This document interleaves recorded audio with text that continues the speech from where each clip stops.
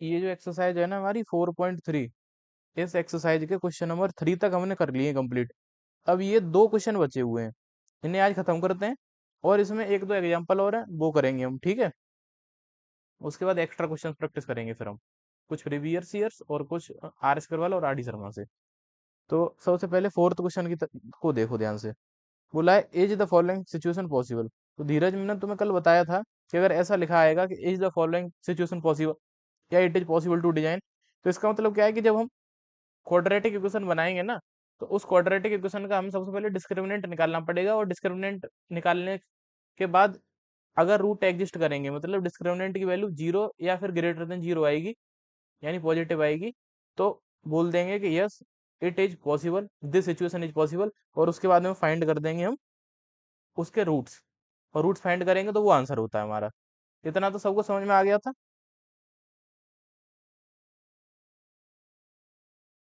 मैं ये कह रहा हूँ कि जैसे हमने बताया था तुम्हें, कल भी बोला था, ये वाला जब क्वेश्चन किया था हमने, तो इसमें ये क्योंकि शुरुआत में आ गया is it possible to design a rectangular mango grove, तो ऐसा करना पॉसिबल है या नहीं है ये हम बता सकते हैं जब क्वाड्रेटिक इक्वेशन बनेगी, तो उसके मतलब उसका डिस्क्रिमिनेंट से, उसके नेचर ऑफ रूट से।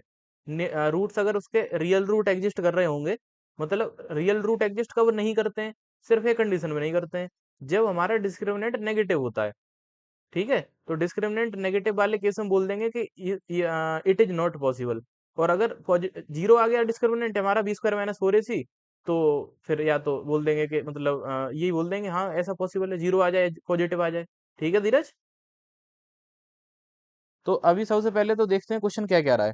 क्वेश्चन है कि इफ, सो आगे बोल रहा है डिटरमाइन देयर परसेंटेजेस, मतलब अगर ऐसा करना पॉसिबल है तो परसेंटेज निकाल देना इस क्वेश्चन में।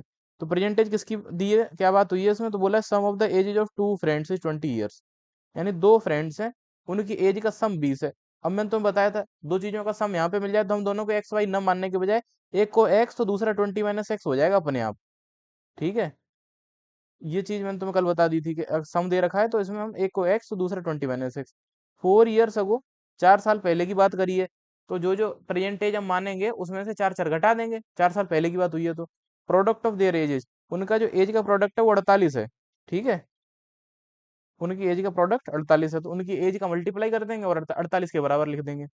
तो देखना फिर सॉल्व करते हैं इसे, ध्यान से देखना बच्चों। क्वेश्चन नंबर 4 है ना हमारा ये। हम्म। लेट टू फ्रेंड्स है ना, present as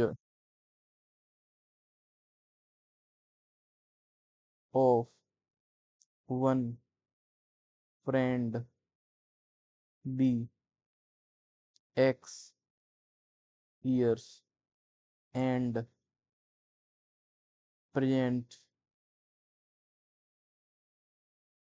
then present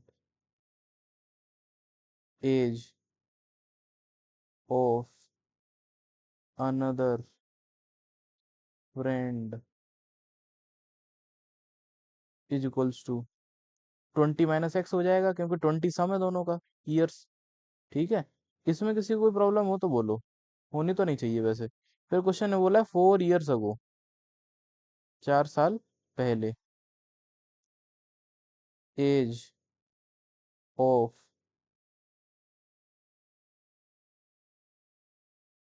one friend बोला है ना यहाँ पे, वन फ्रेंड वॉज, एक अभी एक्स है तो 4 साल पहले x - 4 ईयर्स, इसमें तो प्रॉब्लम होनी नहीं चाहिए किसी को। एज ऑफ अनदर फ्रेंड बोझ, 4 साल पहले की बात हुई है इस वजह से बोझ लिखा है मैंने। अभी कितनी है उसकी, 20 - एक्स, चार और घटा दो इसमें से, कितने ईयर्स हो जाएगी उसकी, ठीक है। 20 में से चार घटाएंगे तो 16 - एक्स हो जाएगा ये, 16 - एक्स ईयर्स, ठीक है। अकॉर्डिंग टू क्वेश्चन, क्वेश्चन क्या कह रहा है कि दोनों की एज का प्रोडक्ट, उस समय पे दोनों की जो एज थी, दोनों की एज का मल्टीप्लाई कितने के बराबर है, 48 के बराबर है, ठीक है। तो ये जो है क्वेश्चन इस प्रकार से होगा।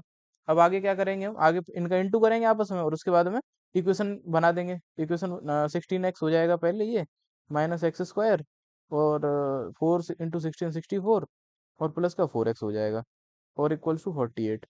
तो सही से लिखें अगर हम इसे, तो एक्स स्क्वायर पहले लिखा जाएगा, 16 और 4 20x हो जाएगा, माइनस का 64 है, 48 और आ गया इधर माइनस का, तो इक्वल टू 0। इसके बाद में एक काम करो, पहले से सॉल्व करो थोड़ा, फिर माइनस कॉमन ले लेंगे, एक्स स्क्वायर का कोफिशिएंट नेगेटिव नहीं छोड़ते हैं हम। इन दोनों को ऐड करेंगे, 8 और 4 12, कैरी 1, 6 और 4 10 और 1 11, तो माइनस 112 और इक्वल्स टू 0। और माइनस कॉमन ले लेंगे तो ये हो जाएगा एक्स स्क्वायर माइनस 20x, और ये प्लस का 112 हो जाएगा, बराबर 0।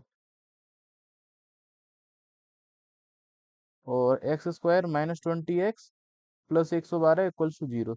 ये हमारी क्वाड्रेटिक इक्वेशन आ गई, ठीक है। अब ऐसा मतलब ये सिचुएशन पॉसिबल है या नहीं है, ये कैसे पता चलेगा? डिस्क्रिमिनेंट निकाल के बता सकते हैं हम। तो हम निकालेंगे discriminant, D, b² - 4ac।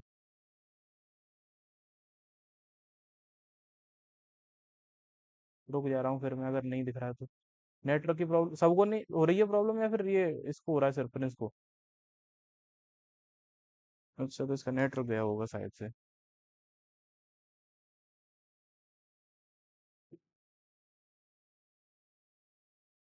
Discriminant निकालेंगे जो कि b² - 4ac होता है। b की वैल्यू -20, का स्क्वायर -4, a की वैल्यू 1 और c की वैल्यू 112। 20 का स्क्वायर कितना होता है? 400। 448 हो जाएगा इसका मल्टीप्लाई, आंसर आ रहा है -48।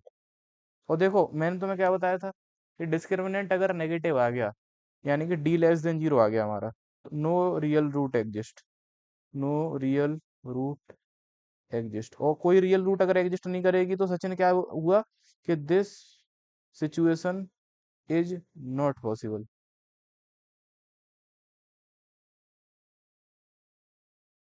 ठीक है बच्चों, समझ में आया धीरज? कि अगर जैसे डिस्क्रिमिनेंट निकालने पे नेगेटिव आ जाता है, तो जो सिचुएशन है वो पॉसिबल नहीं है, ध्यान रखना इस बात का। नोट करना चाहेगा कोई बच्चा? बताओ।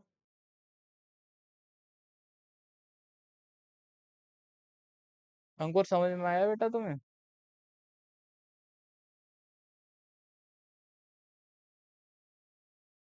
गुड।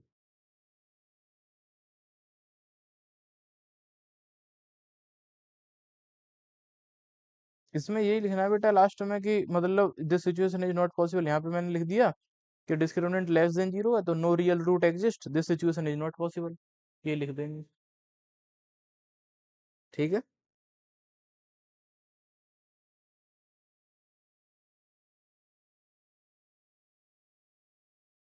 हम्म।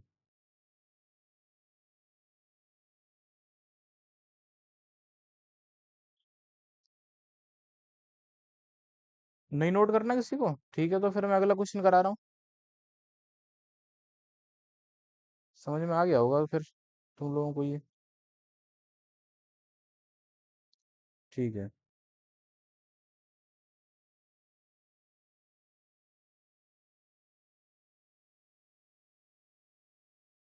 आखिरी क्वेश्चन है इस एक्सरसाइज का, और इस चैप्टर का भी यही है। फिर एग्जांपल लिख दो इसमें, वो और करेंगे हम, इम्पोर्टेंट है। इसमें भी बोला है, is it possible to design, इसमें भी पूछा है कि नहीं पूछा, rectangular park of perimeter 80, area 400। Perimeter 80 है, एरिया 400 है इसका। तो ऐसा पॉसिबल है करना? अगर है तो लेंथ और ब्रेथ निकाल दो दोनों। तो पहले तो वही कोशिश करेंगे, क्वाड्रेटिक बने, क्वाड्रेटिक बन जाएगी जब, तब हम डिस्क्रिमिनेंट निकालेंगे। डिस्क्रिमिनेंट अगर पॉजिटिव आ गया तो बोल, या जीरो आ गया तो बोल देंगे यस ऐसा करना पॉसिबल है, और निकाल देंगे फिर आंसर। अच्छा, यहाँ पे सॉल्व कैसे किया जाए? एरिया दे रखा है, तो एरिया से तो क्वाड्रेटिक इक्वेशन बन जाएगी, क्योंकि एरिया ln2 भी होता है। एल और बी में रिलेशन कहाँ से निकलेगा? वो पेरीमीटर से निकल आएगा, क्योंकि तुम्हें पता है कि टू ब्रैकेट में एल प्लस बी पेरीमीटर होता है, जो कि 80 दे रखा है। और टू चला जाएगा डिवाइड में, तो एल प्लस बी की वैल्यू कितनी आ जाएगी? 80/2, यानी कि 40। तो इसका मतलब एक चीज तुम्हें समझ में आ गई, कि यहाँ पे लेंथ और ब्रेथ का जो सम है वो 40 है। तो तुम्हें मैंने बता रखा है कि अगर तुम एक चीज एक्स मानोगे, तो अपनी आप दूसरी वाली 40 माइनस एक्स हो जाएगी। जैसे कि इसमें 20 था, तो एक एक्स, तो एक 20 माइनस एक्स हो गई थी। ठीक है, ऐसे ही मतलब सम दे रखा होता है, तो एक एक्स, तो जो सम है उसमें से पहली वाली संख्या घटा दो तो दूसरी निकल आती है। इसमें किसी को कोई प्रॉब्लम हो बच्चों तो बताओ। नहीं है तो फिर देखना जब हम इसे सॉल्व करेंगे अब।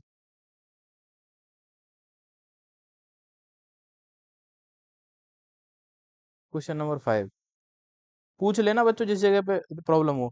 Late the length and breadth of the rectangular park be x metre x and y metres, ठीक है, रेस्पेक्टिवली। अच्छा यहाँ बाई मैंने क्यों माना है, क्योंकि वो टू टू ब्रैकेट में एल प्लस बी वाला फॉर्मूला लगाना पड़ेगा ना, इस वजह से वहां पे कुछ तो चाहिए था हमें। अब देखो क्वेश्चन में बोला है कि पेरीमीटर उसका कितना है, 80 है, पेरीमीटर बराबर 80, पेरीमीटर इक्वल्स टू 80 मीटर। तो फॉर्मूला क्या होता है, टू ब्रैकेट में एल प्लस बी यानी कि x plus y equals to 80, x plus y equal to 80/2, x plus y equals to हो गया 40, और बाई की वैल्यू यहाँ से कितनी होगी, 40 - एक्स, ठीक है। एक लेंथ इसकी एक्स है तो विड्थ कितनी है, 40 - एक्स। एरिया इसका गिवन है हमें कितना, 400 मीटर स्क्वायर। फॉर्मूला क्या होता है एरिया का, L × B, एल है एक्स और बी है हमारी 40 - x.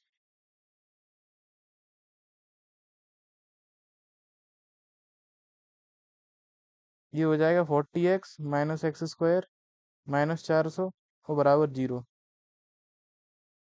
-X square plus 40x -400 बराबर 0, माइनस कॉमन लिया तो एक्स स्क्वायर -40x और प्लस 400 बराबर 0। ये माइनस चला जाएगा इधर दूसरी साइड 0 की तरफ, हो जाएगा x² -40x प्लस 400 और इक्वल्स टू 0। ये बन गई इक्वेशन यहाँ पे। उम्मीद है कि समझ में आया होगा बच्चों ये। अब पॉसिबल है या नहीं ऐसा करना, तो उसके लिए डिस्क्रिमिनेंट निकालना पड़ेगा।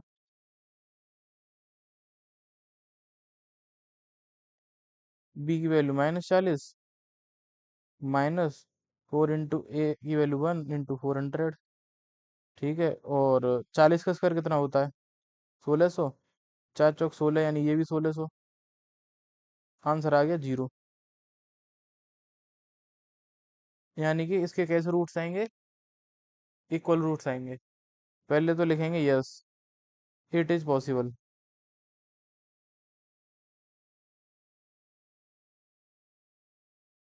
ठीक है, टू डिजाइन दी पार्क, ऐसा करना पॉसिबल है। अब दूसरी चीज, अगर पॉसिबल है तो हम फाइंड करेंगे वैल्यूज। क्वाड्रेटिक फॉर्मूला लगा दे रहा हूँ मैं, by using quadratic formula.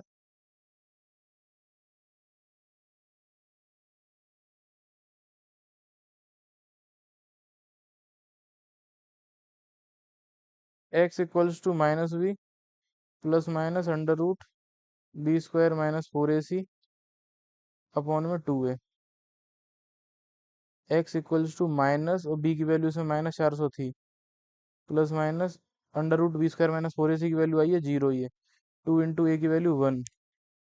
x minus minus plus 400 plus minus 0/2, x हो जाएगा, एक हो जाएगा 400/2 यानी 400 + 0/2, और एक x हो जाएगा 400 - 0/2। आंसर तो सेम ही है वही, x = 20 और यहाँ से भी x = 20, ठीक है। जब x = 20, x यानी लेंथ थी, यहाँ पे दोनों देखो सेम रूट्स निकल रहे हैं। विड्थ कितनी निकल के आएगी, बाई थी, बाई क्या थी, 40 - एक्स थी, 40 - एक्स यानी कि 40 - 20, दोनों केस में 20 ये एक्स की वैल्यू, तो आंसर बाई की वैल्यू भी 20 आ गई देखो। तो जो हमें उसने बोला है डायमेंशंस निकाल दो, लेंथ एंड ब्रेथ निकाल दो, यही तो बोला था क्वेश्चन में, देखो क्वेश्चन में बोला था find it is possible to design this, find the length and breadth, ठीक है। तो लिख देंगे length and breadth of the park are 20 metre each, ठीक है। इसका मतलब है दोनों 20-20 मीटर है। डाउट्स पूछो। हम्म। करो नोट यहाँ से।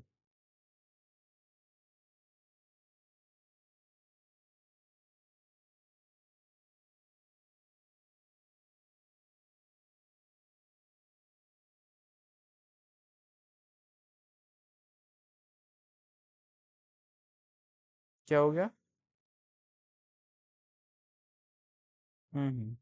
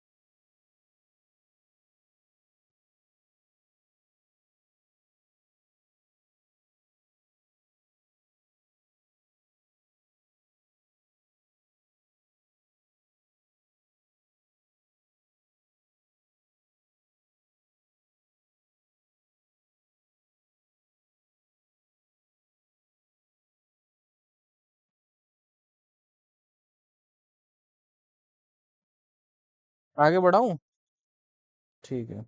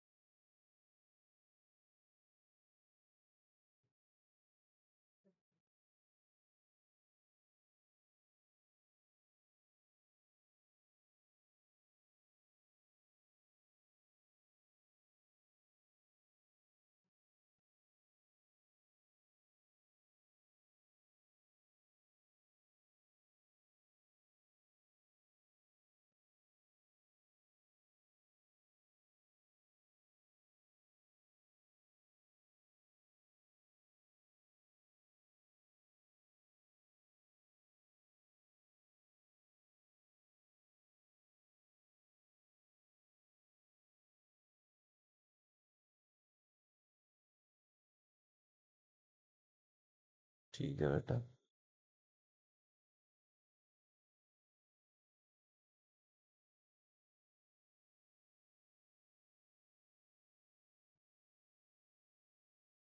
देखो डाउट्स हुआ करें तो पूछा करो बेटा।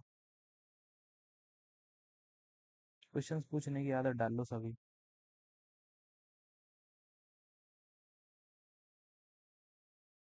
बेटा, अच्छा हाँ, बात तो सही है तुम्हारी। 1 मिनट। 200 आनी चाहिए। हमने यानी कहीं पे गड़बड़ किया क्या? अच्छा, बी की वैल्यू 40 है इस वजह से, हाँ। अरे वो मैंने गलती से 400 लिख दिया यार इस पे। यहाँ पे 40 कर लेना ये। बी की वैल्यू 40 है, 400 थोड़ी ही है। 40 सही है। ठीक है। फाइनल आंसर ये है, देखो। Length and breadth of the park are 20 metre each.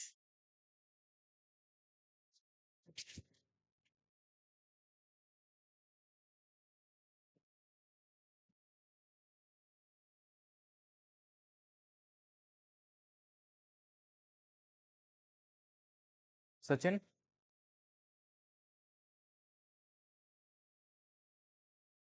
Sachin, आवाज आ रही है?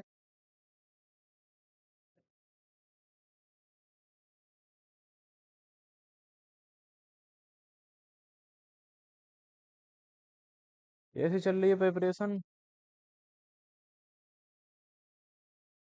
ये चैप्टर कैसा हुआ था? सही चल रही है पढ़ाई? बढ़िया। ये बताओ मुझे कि ये वाला जो चैप्टर है इसके हमने एनसीईआरटी के सारे क्वेश्चंस कर लिए हैं अभी तक। इसमें कोई प्रॉब्लम तो नहीं किसी भी क्वेश्चन में तुम्हें? दो। अच्छा। दीपक मुझे एक चीज बता, इजी क्वेश्चंस कर लिए हमने, ज्यादा तेज स्पीड से तो नहीं करे? ऐसा तो नहीं है कि तुम्हें कुछ समझ में ही नहीं आया हो?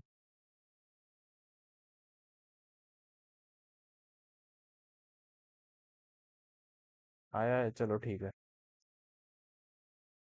अंकुर तुम बताओ बेटा, ये जो वर्ड प्रॉब्लम्स हैं इस चैप्टर की समझ में आई हैं या नहीं आई हैं? सही सही बताना।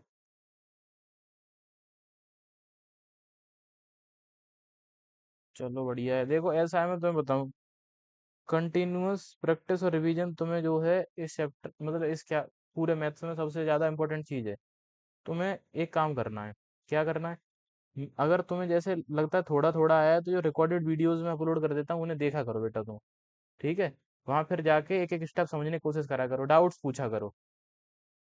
और आर डी शर्मा से या फिर एनसीईआरटी से ही क्वेश्चंस खुद भी करके देखा करो। तुम्हें एट द एंड मैथ्स में अच्छा चीज एक ही बनाएगी कि किताब खोल के तुमने खुद से कितने क्वेश्चंस करे थे। क्लास कितनी अटेंड करी थी उससे फर्क नहीं पड़ता है। बुक लेके बैठ के खुद कितने क्वेश्चंस सॉल्व किए थे तुमने, ये मैटर करता है, ध्यान रखना इस बात का।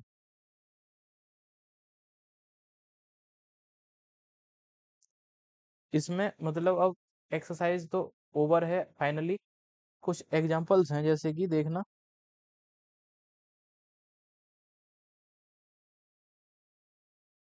ये वाला एक एग्जांपल देखना बच्चों, एग्जांपल नंबर 8। अच्छा एग्जांपल है, आया हुआ है बोर्ड। फिगर भी दे रखा है इसका। नहीं फिगर दिया नहीं है, फिगर बनाया है सॉल्यूशन में, फिगर तो नहीं दिया है। क्वेश्चन पढ़ो पहले ध्यान से। क्वेश्चन में क्या लिखा है? A pole has to be erected. Erected का मतलब है गाड़ा जाना है, ठीक है, पोल को खड़ा किया जाना है। Pole has to be erected at a point on the boundary of a circular park of diameter 13 metres. पहले इतना समझो। बोला एक सर्कल शेप का पार्क है, और उस सर्कल शेप के पार्क का डायमीटर है 13। उसकी बाउंड्री पे, बाउंड्री तो जानते ही हो तुम, उसकी बाउंड्री पे एक पोल गाड़ा जाना है, ठीक है। कैसे गाड़ा जाना है? इन सच अ वे, इस प्रकार से, that the differences of its distances from the two diametrically opposite fixed gates. मतलब इसका मतलब समझना, दो गेट हैं इसमें, ठीक है, इस मतलब पार्क में, जो पार्क है हमारा इसमें दो गेट हैं, और वो दोनों डायमेट्रिकली अपोजिट हैं। इस डायमेट्रिकली अपोजिट वर्ड का मतलब है कि दोनों के दोनों, जैसे एक ये तुम्हें फिगर इसमें बना हुआ दिख रहा है, इसमें ए एक गेट है और बी दूसरा गेट है, मतलब एक डायमीटर के एंड पॉइंट्स हैं ये दोनों। गेट इस प्रकार से हैं कि एक डायमीटर अगर मैं खींच दूं तो उसके एंड पॉइंट बन जाए ये, ठीक है। इस प्रकार से ये ए और बी गेट हैं दोनों। फिर आगे बोला है ऑन द, अच्छा, ए और बी से जो दूरी है उस दूरी का अंतर 7 मीटर है, इसका मतलब समझाऊंगा। फिर बोला is it possible to do so. Possible के लिए क्या करते हैं हम, वो लगाते हैं क्वाड्रेटिक फॉर्मूला। फिर बोला if yes, at what distances from the two gates should be pole erected. अच्छा इसकी बात करेंगे हम।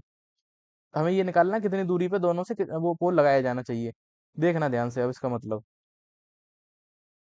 हमारे पास एक वो है, ये एक एग्जाम्पल है, ठीक है। सर्कल शेप का पार्क है एक सर्कल शेप का क्या है, पार्क। इस सर्कल शेप के पार्क पे दो गेट्स हैं और वो दोनों डायमीटर के लिए अपोजिट हैं। इसका मतलब ये है कि एक गेट इस यहाँ पे इस जगह पे, और एक गेट इस जगह पे, ठीक है। इसका नाम ए दे दिया, इसका नाम बी दे दिया। समझ में आई बात कि नहीं आई?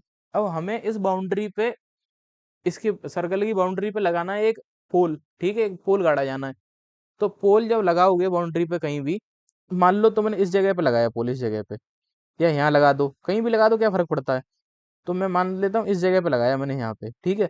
तो ऐसा बोल रहा है कि इस पोल से, इस पोल से और इन दोनों गेट की जो दूरी है, ए पोल से ये दूरी हो गई, बी पोल से ये वाली दूरी हो गई। इस पोल को मैं पी पॉइंट बोल दे रहा हूँ, ठीक है। तो ये जो ना दूरी है ना दोनों, इन दूरियों का अंतर जो है वो 7 है। मतलब हो सकता है ये 12 हो, ये 5 हो, ये वाली दूरी, या हो सकता है ये 15 हो, ये 8 हो, तब भी 7 ही आएगा डिफरेंस। ये नहीं पता कितनी है, लेकिन दोनों का अंतर 7 है। कितना क्लियर है? समझ में आ रही बात कि नहीं आ रही? इसकी जो ये है, ये 13 मीटर की वन है, ये 13 मीटर की वन है, 13 मीटर। हाइपोटेन मतलब ये क्या नाम है इसका, हाँ पाइथागोरस थ्योरम लग जाएगी, सही बात है। लेकिन क्यों लगेगी पाइथागोरस? इसमें 90 का एंगल तो बोला ही नहीं कहीं पे, फिर कैसे लगाओगे बताना मुझे एक बार। 90 का एंगल की बात हुई है कहीं? कौन सा? हाँ सही बात है, 9th में एक थ्योरम पढ़ाए थे हम, कौन सी रजत बता दो।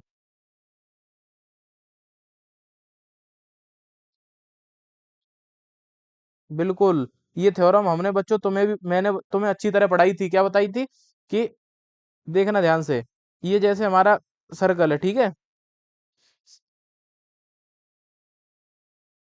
सर्कल में ये डायमीटर है, डायमीटर से अगर सर्कल के पे एंगल बनता है कहीं पे तो 90 डिग्री बनता है। ये प्रॉपर्टी हमने पढ़ाई थी सचिन, या नहीं पढ़ाई थी? Angle in the semi circle बोलते थे।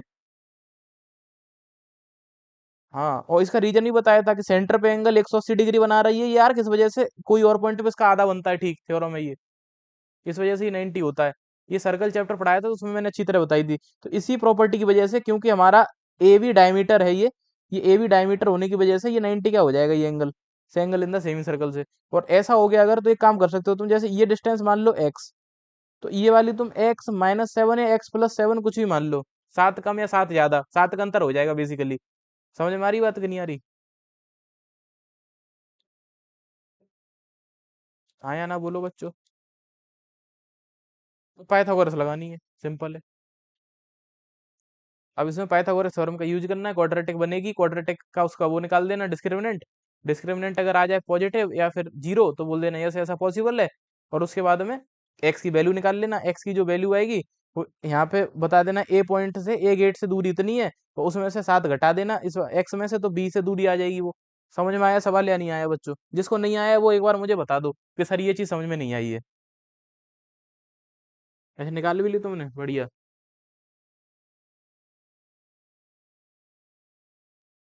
अंकुर समझ में आया कि नहीं आया?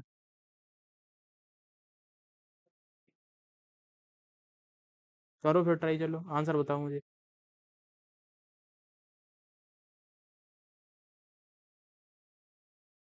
हाँ हाँ है, और क्या। लेकिन देखो इसमें लैंग्वेज थोड़ी कठिन कर दी है कि मत, और यहाँ पे angle in the semi circle property लगाने को बोल दिया, सर्कल का एंट्री करा दी ना।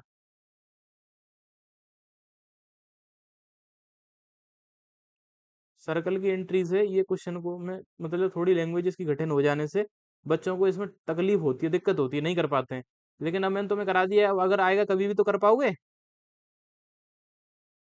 गुड। इसमें सबसे पहले मानना, हाँ, कि पोल की जो दूरी दोनों गेट्स से है वो एक्स और x-7 मान लेना।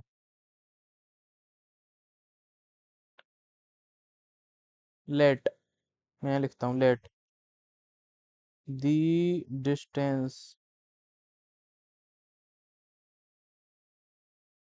Of pole from the gates, distance लिखना, distance let the distances of pole from the gates A and B x and x-7 metres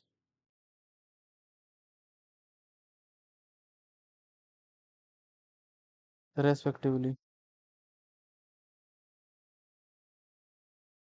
ये मान लिया हमने। और बेटा, हाँ तो बेटा 12 हो जाएगा, नेगेटिव तो लेंथ होती नहीं है, -5 हटा देना, नेगलेक्ट कर देना।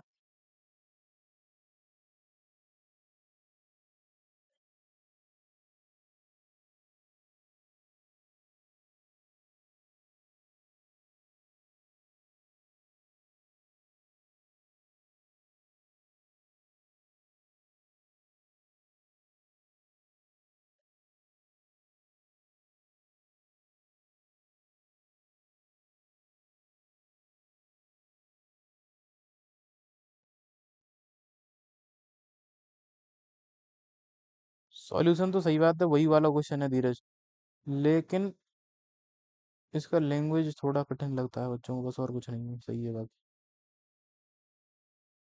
हम्म।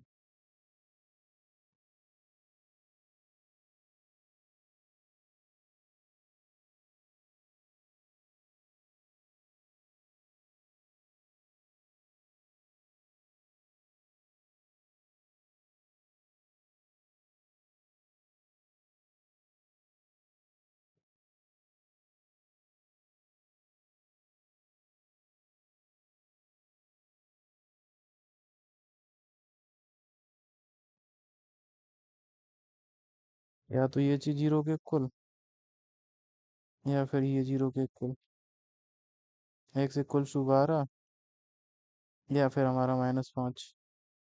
एक्स की वैल्यू 12 आ गई है, तो जो दूसरा डिस्टेंस थी x-7 थी, तो यानी 12 - 7 यानी 5। तो लिख देंगे डिस्टेंसेस ऑफ पी या pole from gates A and B are 7 and 5 meters respectively. बच्चों क्वेश्चन समझ में आया या नहीं आया? अच्छा हाँ, एक चीज हमने इसमें बताई नहीं, क्वाड्रेटिक फॉर्मूला से ये नहीं बताया कि ये पॉसिबल है, तो इसे तुम क्वाड्रेटिक से कर लेना, यहाँ पे लिख देना, डिस्क्रिमिनेंट निकाल देना, और डिस्क्रिमिनेंट निकाल के जो कि जीरो पॉजिटिव आएगा, तो फिर बता देना कि हाँ ऐसा पॉसिबल है करना, और उसके बाद सॉल्व कर देना। अब ये बताओ मुझे कि किसी को नोट करना है क्या क्वेश्चन?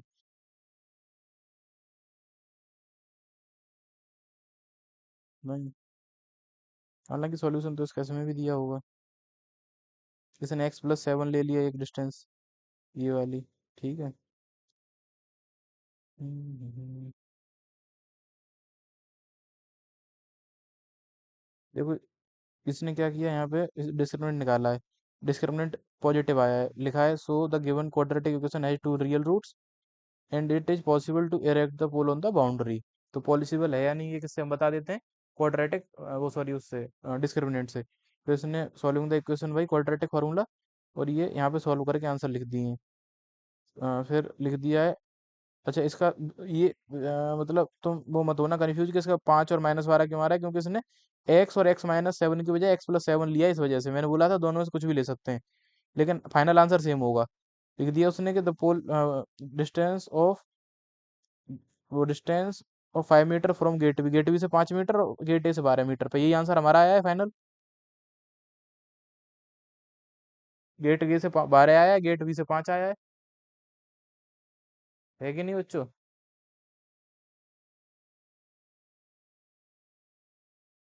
एनी प्रॉब्लम किसी भी बच्चे को हो तो बताओ। नहीं ना? गुड।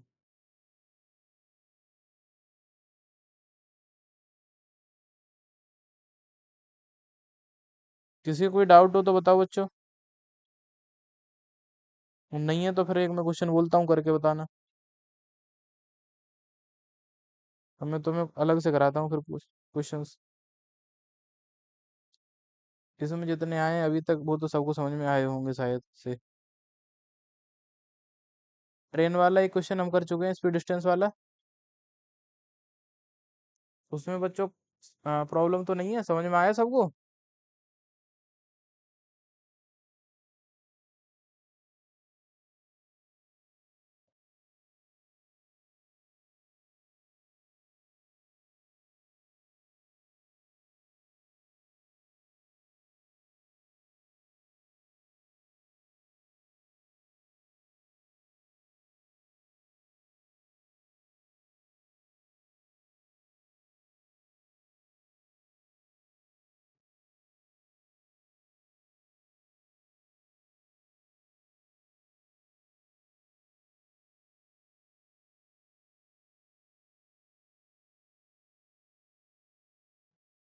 बच्चों क्वेश्चन में यहाँ लिख रहा हूँ, तुम लोग नोट करना।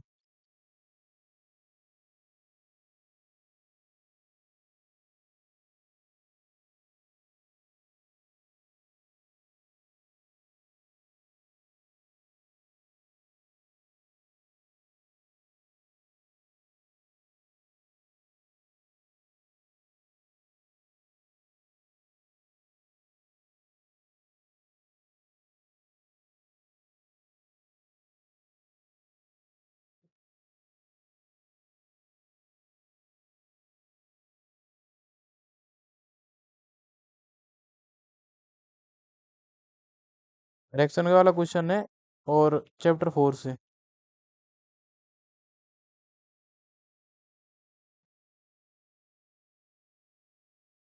The denominator of a fraction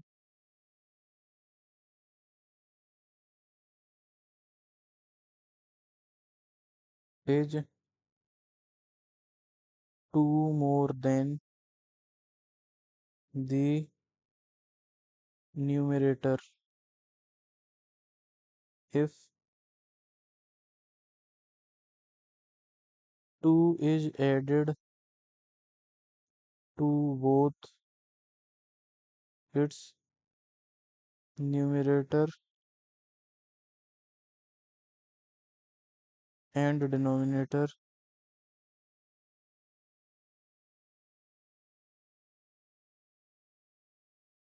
then the sum of the new fraction and the original fraction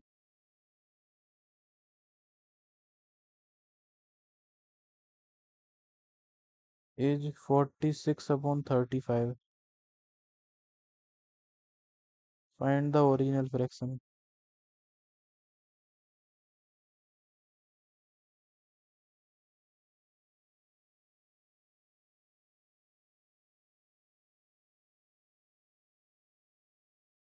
ये क्वेश्चन है बच्चों, एक बार देखो और बताओ मुझे कर पाओगे या नहीं तुम लोग।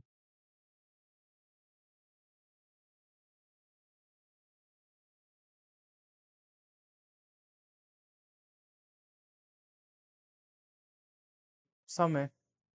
अच्छा, यहाँ पे प्रोडक्ट मतलब क्वाड्रेटिक कैसे बनेगी ऐसा लग रहा होगा तुम्हें।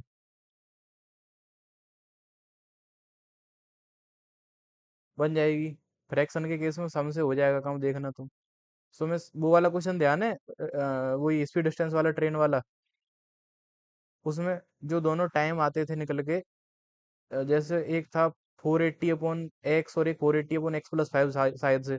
वो दोनों फ्रैक्शंस थी, दोनों का सम ही तो कर रहे थे वहां पे हम, तब इक्वल टू में टोटल जो टाइम था उसके इक्वल लिख रहे थे हम। या शायद माइनस कर रहे थे यहाँ, कि ज्यादा वाले टाइम में से कम वाला इक्वल टू 3 आवर्स शायद जो भी था।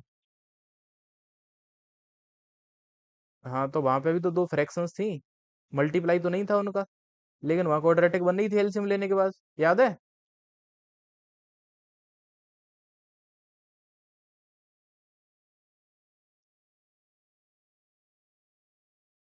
हाँ,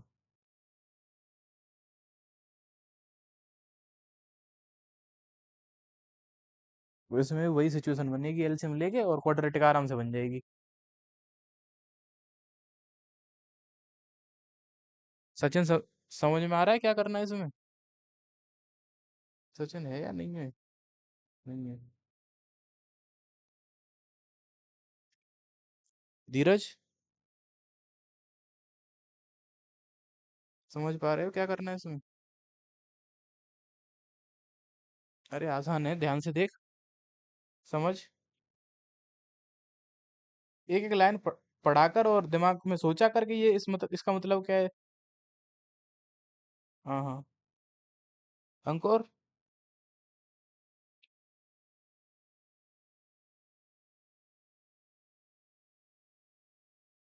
इंग्लिश तो समझ में आती होगी, एक एक लाइन पढ़ो उसका मतलब समझो, और जो समझ में आए उस वो ट्राई करके देखो तुम। पहले से हार मत मान जाया करो।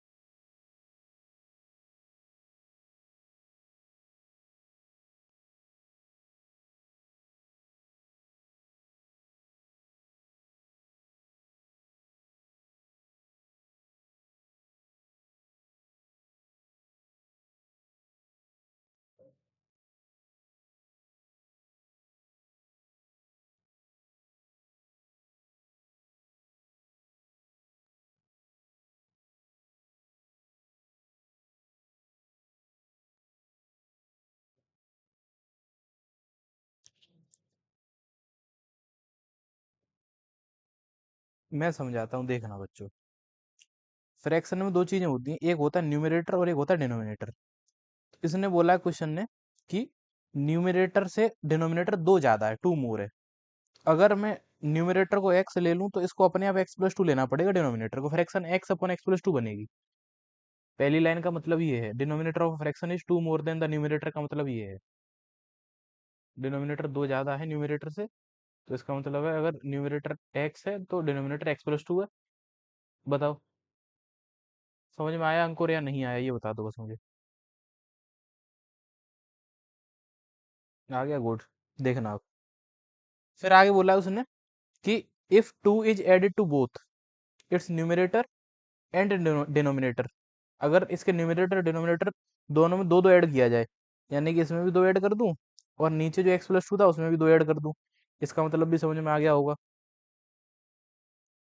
फिर बोला है देन द सम ऑफ, ये देन लिखा है यहाँ पे, देन ठीक है, then the sum of the new fraction and the original fraction.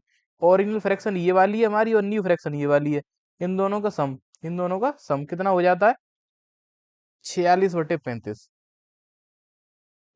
ये सिचुएशन बनेगी, इसको करना पड़ेगा सॉल्व। ठीक है, और आंसर हमारा आ जाएगा, सिंपल सा क्वेश्चन है। अब कैसे करेंगे प्रॉपर तरीके से देखना अभी तुम। लेट द न्यूमरेटर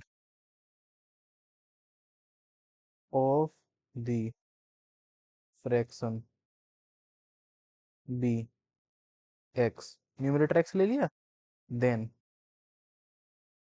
डिनोमिनेटर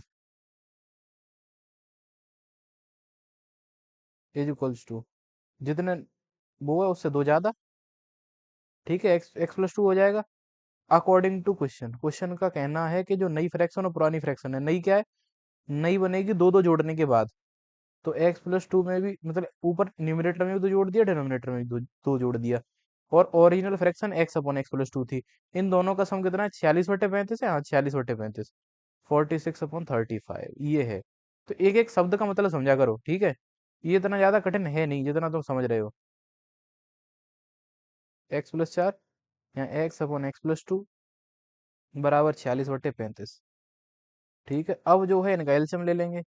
तो सीधी सी बात है कि एलसीएम कितना आएगा, एलसीएम आएगा x+4 into x plus to, दोनों ब्रैकेट आ जाएंगे इंटू में। और यहाँ पे एक्स प्लस टू का एक्स प्लस टू से ही जब मल्टीप्लाई होगा तो होल स्क्वायर हो जाएगा। और यहाँ एक्स का x+4 से इंटू होगा, फ्रैक्शन का रूल ये तो आता होगा सबको, मुझे इतनी उम्मीद है तुम लोगों से कि ये तो सबको पता ही होगा। अब करेंगे सॉल्व, इसका होल स्क्वायर खोलेंगे ऊपर तो एक्स स्क्वायर, दो का स्क्वायर चार, टू टू जा 4x, x square plus 4x upon, इनका इंटू करेंगे आपस में तो x square plus 2x plus 4x plus 8 बराबर 46/35। एक्स स्क्वायर हो जाएगा 2x स्क्वायर, दो और दो हो जाए वो, चार और चार 8x हो जाएगा प्लस चार, ये एक्स स्क्वायर, चार और दो 6x हो जाएगा प्लस 8, और इक्वल टू 46/35। अब करेंगे क्रॉस मल्टीप्लाई, तो 2x square plus 8x plus 4 के साथ मल्टीप्लाई किसका होगा, 35 का। इधर 46 के साथ इंटू किसका होगा, x square plus 6x plus 8। 35 का दो में इंटू करेंगे 70x स्क्वायर, 35 का 8 में इंटू करना पड़ेगा तो कितना हुआ ये, 280। 8×5 40, चार, और 8×3 = 24 और 4×28, सही है, 280x, 35 × 4 140, 46x स्क्वायर, और 46 × 6 6 × 6 36, तेरी तीन, छः चौक 24 और 3 27, 276 प्लस 8 का इसमें इंटू करेंगे तो कितना आंसर आएगा, 8×6 = 48, और कैरी हो गया हमारा, 8×6 = 48, कैरी 4, 8 हो रही है 32 और 4 38, नहीं 36, 368 यही तो आएगा। 46 का 8 में इंटू करेंगे तो, क्यों बच्चों,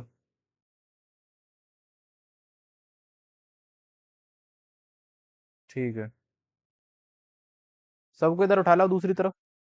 70x² plus 280x plus 140 minus 46x² minus 276x और 276 है और माइनस 368 इजिकल्स टू 0। अब इन्हें सॉल्व कर लो। 70 में से 46 घटाएंगे तो कितने बचेंगे? 70 में से 46 घटाएंगे 24। 10 में से, हाँ 10 में से 6 गया 4 और 7, वो 6 में से 2, 4 गया 2। 24x²। 280x में से और 276 घटाएंगे 4x बचेगा। और 368 में से 140 माइनस करेंगे तो 228 माइनस 228 और बराबर 0। 4 कॉमन उठा लो। 6x² माइनस एक्स और 4 से ये कितना 5 बार और 2 बचा 4 7 जा 28 इज इक्वल टू 0। 4 चला जाएगा डिवाइड में। 6x² minus x minus 57 is equal to 0। 57 × 6 करना पड़ेगा हमें। अब इसको मैं यहीं ब्रेक ही कर ले रहा हूँ। 19 × 57 होता है तो 19 × 3 × 6।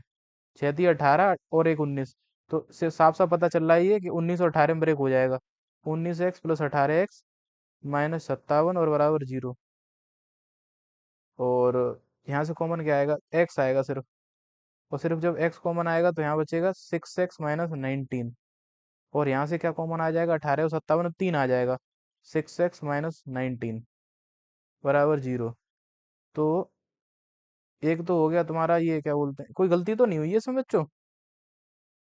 क्योंकि जो वैल्यूज हैं वो 19/6 आ रही है एक, और एक -3, तो ये तो नहीं आनी चाहिए। ऐसा नहीं होना चाहिए। कहीं पे मुझसे कोई कैलकुलेशन गड़बड़ तो नहीं हुई है, देखना पड़ेगा।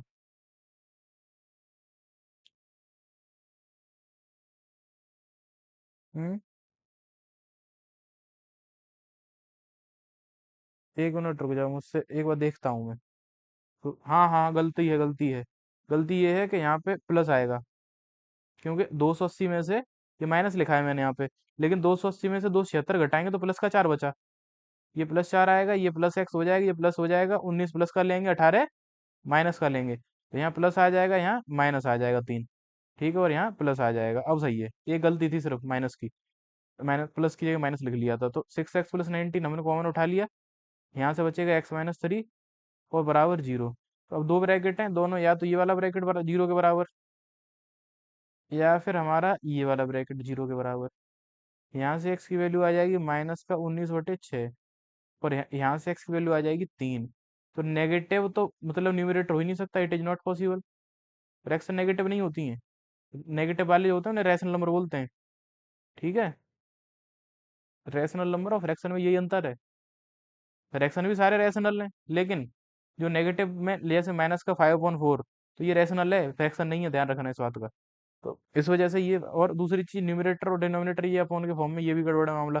तो इस वजह से it is not possible, x की वैल्यू आ गई 3। और ये तो हमारा न्यूमरेटर था, डिनोमिनेटर 2 ज्यादा था इससे। ये तो न्यूमरेटर था, डिनोमिनेटर 2 इससे एक्स्ट्रा था।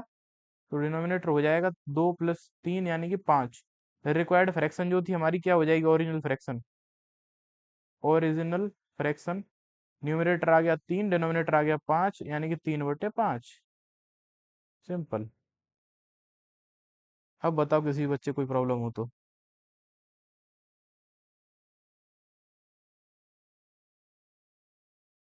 नोट करना चाहोगे? हम्म। यहाँ से इस जगह से।